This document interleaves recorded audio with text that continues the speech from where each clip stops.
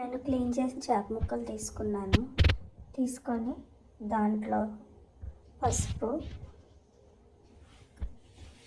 కారము, బాగా కొంచెం కారం ఎక్కువ వేసుకోవాలి, ఎందుకంటే చేపల కూర కాబట్టి నీసువాసన ఉండదు.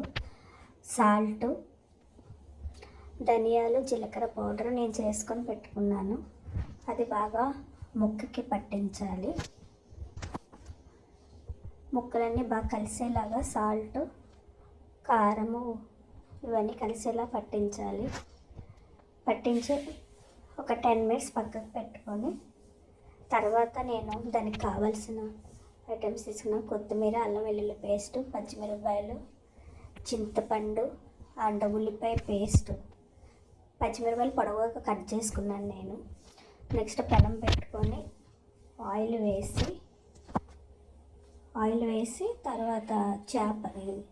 తర్వాత నెక్స్ట్ ఉల్లి పేస్ట్ వేసుకోవాలి. ఇది ఆంధ్ర స్టైల్ అన్నమాట చేపల కూర. ఇలా కూడా చేయొచ్చు. ఒకసారి ఇలా చేస్తే డిఫరెన్స్ ఏంటనేది మీకే తెలుస్తుంది. టేస్ట్ బాగా మంచి కలర్ వచ్చే వరకు ఉల్లిపాయలు వేయించుకోవాలి. ఉల్లిపాయ పేస్ట్ బాగా మంచి కలర్, చూడండి కలర్ ఎలా వచ్చిందో ఆ కలర్ వచ్చే వరకు వేసిన తర్వాత నెక్స్ట్ ఇప్పుడు మనం ఉప్పు అవన్నీ కారం అన్నీ కలిపి పెట్టుకున్న ముక్కలు దాంట్లో వేసి కొంచెం పైకి కిందకి ఎగరేసి మనం మూత పెట్టుకొని మగ్గనివ్వాలన్నమాట. అది అలాగ పైకి కిందకి గరిటె పెట్టకూడదు. అలా మూత పెట్టుకొని సిమ్లో పెట్టుకొని అదిగో అలాగా కొంచెం ఆవిరి లాగే వరకు ఆవిరితోటే కొంచెం ముక్క మళ్ళీ మీరు ఇలాగ తిప్పుకొని ఆ ముక్క రివర్స్ అయ్యింది అలా అలా ఎగరేస్తే ముక్క రెండు వైపులా కొంచెం వాటర్ లాగే వరకు ఉంచి, ఇదిగోండి కలర్ చేంజ్ అయింది చూసారా. ఇలాగా కొంచెం ఉడికిన తర్వాత ఇప్పుడు చింతపండు పులుసు మనం పోసుకోవాలి. దాంట్లో డైరెక్ట్గానే పిసుక్కుంటా మనకి ఎంత కావాలో పులుసు అంత. అదిగో నేను చూడండి ముక్క మునిగే వరకు అయితే నేను తీసుకున్నాను, పోసాను చింతపండు పులుసు. తర్వాత మూత పెట్టి బాగా ఉడకనివ్వాలి. చూడండి ఎలా ఉడుకుతుందో. అలా మంచి ఉడుకుతూ ఉన్నప్పుడు అప్పుడు మనం అల్లం వెల్లుల్లి పేస్ట్ వేయాలి. ఓకే, అల్లం వెల్లుల్లి పేస్ట్ వేసి నెక్స్ట్ దాంట్లో అల్లం వెల్లుల్లి పేస్ట్తో పాటు పచ్చిమిరపకాయలు పొడవుగా కట్ చేసుకున్నాను నేను.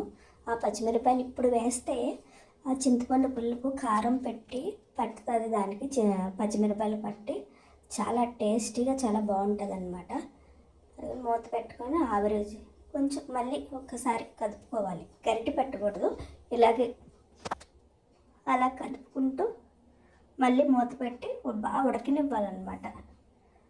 చూడండి బాగా ఉడికి కొంచెం దగ్గర పడుతుంది. ఇప్పుడు నేను కొంచెం చిటికెడు మెంతిపిండి పౌడర్ చేసుకొని ఉంచుకున్నాను, అది వేసాను.